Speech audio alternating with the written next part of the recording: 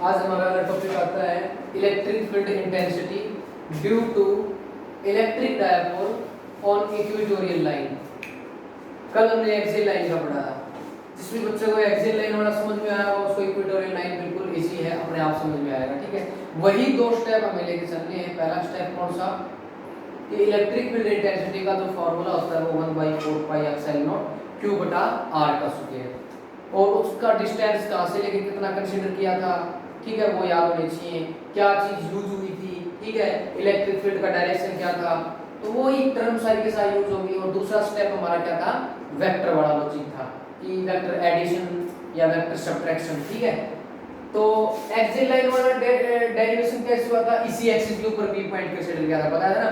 और अगर इसके परपेंडिकुलर कोई पॉइंट कंसीडर करूं, P पॉइंट कंसीडर करूं, तो इक्वेटोरियल लाइन का डायरेक्शन बनता है, कल बताया था। तो वही इलेक्ट्रिक डायपोल लेके चलना पहले, क्योंकि electric field intensity due to electric dipole के कारण पढ़ रहे हैं। इलेक्ट्रिक डायपोल के कारण अगर पढ़ रहे हैं तो इलेक्ट्रिक डायपोल का यूज करना जरूरी है।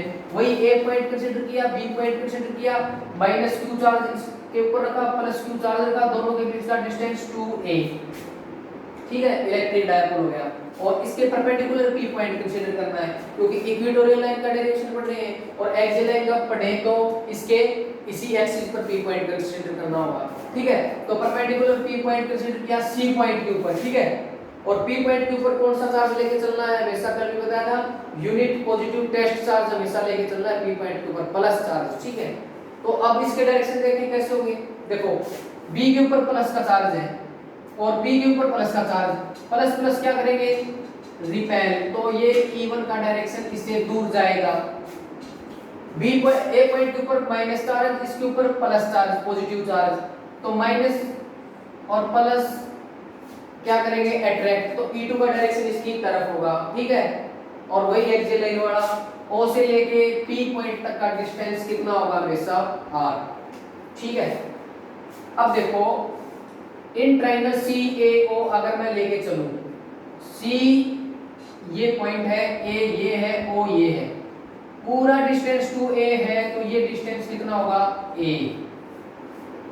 ठीक है, इन ट्रायंगल CAO के अंदर मैं लेके चलूं और पाइथागोरस थ्योरम अगर लगाऊं, तो पाइथागोरस थ्योरम कैसे लगेगी, हाइपोटेन्यूज का square is equal to perpendicular square plus base square, यानी AC का square is equal to OA का स्क्वायर प्लस OP का स्क्वायर। ये मैं क्यों लेके चल रहा हूं ये भी बताऊंगा, लेकिन पहले समझ लो, AC square is equal to OA square plus OC square, AC is equal to under root of square, under root बन गया, OA का वैल्यू A, तो A का स्क्वायर, OP का वैल्यू, OC का वैल्यू R, यानी R का square, और ऊपर क्या है, रूट। तो हमने क्या निकाल लिया, यहां से AC निकाल लिया।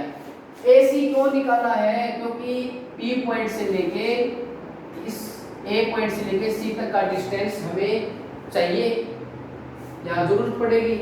और AC अगर मैंने निकाल लिया तो वही डिस्टेंस हमें किसका मिलेगा, BC का मिलेगा। आइसोसेलेस ट्रायंगल की साइड्स क्या होती हैं, बराबर होती हैं। और वही बात, अगर ये एंगल थीटा कंसीडर करूंगा तो ये एंगल भी हमारा कितना मिलेगा, हमको थीटा मिलेगा। पता है ना, आइसोसेलेस ट्रायंगल के एंगल बराबर होते हैं। ठीक है, अब देखो इलेक्ट्रिक फील्ड इंटेंसिटी निकालूं P पॉइंट के ऊपर, प्लस Q चार्ज निकाल, इस चार्ज निकाल, तो क्या फार्मूला है, 1/4 pi epsilon not Q divided by distance का स्क्वायर, और डिस्टेंस हमारा अभी हमने मेजर किया ही है, R square plus A square, और उसका रूट, और पूरे का क्या है, स्क्वायर, क्योंकि डिस्टेंस का स्क्वायर होता है। ये आपस में कैंसिल हो गए, तो क्या बच गया, Q बटा 4 pi epsilon not R square plus A square. बताओ समझ आया नहीं आया। वैसे ही -Q ऊपर निकालूंगा मैं। ठीक है, -Q के ऊपर निकाला, 1/4 पाई एप्सिलॉन नॉट Q बटा डिस्टेंस का स्क्वायर, डिस्टेंस दोनों का सेम है, तो वैल्यू वही मिल गई, वैल्यू वही मिल गई। कहने का अर्थ क्या है, E1 और E2 दोनों के दोनों क्या है, बराबर हैं। तो मैं ये नहीं कह सकता E1 is equal to E2, और दोनों की वैल्यू क्या है, Q बटा 4 pi epsilon not R square plus A square. ठीक है, चलो पहला स्टेप हमारा कर लिया, इलेक्ट्रिक फील्ड इंटेंसिटी का फॉर्मूला ड्राइव हमने कर लिया। दूसरा स्टेप हमारा क्या था, वेक्टर वाला लॉजिक, कि भाई एडिशन है या सब्ट्रैक्शन है, रिजोल्यूशन निकालना जरूरी है। जैसे एक्सियल लाइन के अंदर उनका रिजल्टेंट निकाला था, उनको माइनस किया था, क्योंकि दोनों के दोनों क्या थे, डिफरेंट डायरेक्शन में थे। वेक्टर का डायरेक्शन क्या था, अपोजिट था। अब देखो यहाँ पर मैंने एक लाइन कंसीडर करी ऐसे, ये लाइन मैंने कंसीडर की पी पॉइंट से कोई भी, ठीक है, एक एक्सिस कंसीडर किया मैंने। तो अकॉर्डिंग टू मैथमेटिक्स हमें क्या मिलता है, अगर कोई भी दो पैरेलल लाइन है, ठीक है, और तीसरी लाइन उनको ऐसे कट कर रही है, तो उनके अल्टरनेट एंगल क्या होंगे, इक्वल होंगे, ठीक है। अब देखो पहली लाइन हमारी ये रही, दूसरी लाइन जो मैंने कंसीडर करी है वो ये रही, और इनको कट करने वाली लाइन ये रही, तो इनके अल्टरनेट एंगल क्या होंगे, इक्वल। तो ये थीटा, तो ये भी थीटा। वैसे ही वही दो पैरेलल लाइन ये रही, और इनको लाइन कट करने वाली ये ऐसे वाली रही, तो ये थीटा, तो ये भी थीटा, ठीक है। थीटा तो निकाल लिया, अब इनका रिजोल्यूशन कर दो, कोस कौन से में आएगा, साइन कौन सा में आएगा। तो परपेंडिकुलर पर हमेशा क्या मिलेगा, साइन, और बेस पर हमेशा क्या मिलेगा, कोस। तो E1 sin थीटा ऊपर की तरफ, और E2 sin थीटा नीचे की तरफ, ठीक है। और E1 cos थीटा इसके बेस के ऊपर, और E2 cos थीटा ये रहा। बताओ समझ आया नहीं आया? ये E1 cos थीटा, ये E2 cos थीटा, ये E1 sin थीटा, ये E2 sin theta. E1 sin theta ऊपर, E2 sin थीटा नीचे, equal and opposite cancel two each other, resultant 0। E1 और E2 cos थीटा बच गए, दोनों क्या है, एक ही डायरेक्शन में है। तो E1 is equal to E2 is equal to 2V cos theta, यहां तक हमने कर लिया था।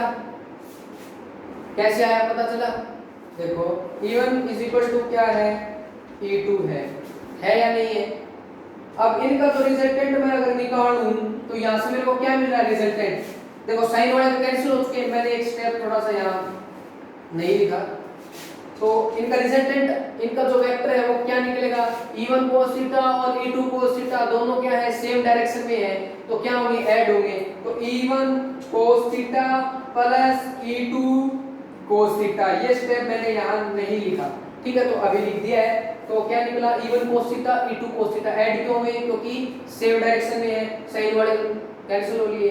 तो E1 cos theta E2 cos theta, E1 और E2 का वैल्यू दोनों का क्या है, सेम। तो मैं ये नहीं कह सकता 2E cos थीटा, क्योंकि वैल्यू सेम है, E1 और E2 दोनों का वैल्यू सेम है, तो 2E cos theta. 2 as it is, E का वैल्यू क्या, 1/4 पाई एप्सिलॉन नॉट q बटा r² प्लस a² ऊपर निकाल लिया, ठीक है, इनटू cos थीटा बाकी रह गया। cos थीटा कैसे निकालेंगे, वही ट्रायंगल चूज कर लो CAO, और उसके ऊपर क्या निकाल दो, वही लाल कट्टा वाला यूज करके, यहाँ साइन या कोस। कोस क्या होता है, आधार बटा कर्ण, आधार क्या है a, कर्ण क्या, अभी जो निकाला है a² प्लस r² का अंडर रूट, ठीक है। पुट कर दो 2 e का वैल्यू q बटा 4 pi epsilon not r² plus a², और cos थीटा का वैल्यू a बटा r² प्लस a² का अंडर रूट। बताओ समझ आया नहीं आया? अब देखो ध्यान से, 2a ऊपर और into q, electric dipole moment बन गया नहीं बन गया? इलेक्ट्रिक डायपोल मोमेंट क्या होता है, product of charges and certain distance. तो ये चार्ज रहा, ये सर्टेन डिस्टेंस रहा 2a, ये क्या बन जाएगा p। बताओ समझ में आया नहीं आया? ये क्या है, नीचे ध्यान से r² प्लस a² की पावर 1 है, और ये अंडर रूट है। अंडर रूट की जगह मैं ये नहीं लिख सकता, अंडर रूट हटा दिया और इसकी पावर कितनी लिख दी, 1/2, और 1 ये रही, 1/2 ये रही, टोटल ऐड कितनी होगी, 3/2। तो 2a ऊपर था इनटू q बटा 4 पाई एप्सिलॉन नॉट, और r² प्लस a² की पावर 3/2 ऐड होगी, ठीक है। और ये क्या बन गया हमारा p, नीचे क्या बचा है, 4 pi epsilon not r² plus a² की पावर 3/2, ठीक है। ये हमारा डेरिवेशन कंप्लीट हो चुका है। किसी भी प्रकार की कोई भी समस्या हुई हो तो प्लीज कमेंट कर दीजिएगा, ठीक है। ये ना ध्यान रखियो, ये इक्वेटोरियल लाइन जो है का जो वैल्यू आया है वो एक्सियल लाइन के वैल्यू के बराबर होगा, लेकिन एक्सियल लाइन का वैल्यू डबल होगा इक्वेटोरियल का। ध्यान से देखियो, ये डेरिवेशन आप आगे भी बढ़ा सकते हो, जैसे एक्सियल लाइन में बढ़ाया ना, मैंने बताया था ना, अगर a बहुत छोटा है r से तो a को कर दो नेगलेक्ट, a को नेगलेक्ट कर दोगे तो a हो गया खत्म, और ये 3/2 और r² बच गया, 2 से 2 कैंसिल हो गया, पावर क्या बच गई 3। अब देखो p बटा में 4 पाई एप्सिलॉन नॉट और इनटू r की पावर क्यूब, और एक्सियल लाइन की क्या निकली थी, बस यहाँ 2p निकला था। यानी कहने का मतलब क्या है, एक्सियल लाइन जो है वो डबल होता है इक्वेटोरियल लाइन का, ठीक है। दोनों डेरिवेशन सेम है, किसी भी प्रकार की कोई समस्या आई हो तो कमेंट कर दीजिएगा। ये थोड़ा मैथमेटिक्स सॉल्यूशन है, ये फिगर है, ये थोड़ा मतलब अगर यहाँ समझ नहीं आ रहा है तो प्लीज कमेंट करके पूछ लीजिएगा। Thank you.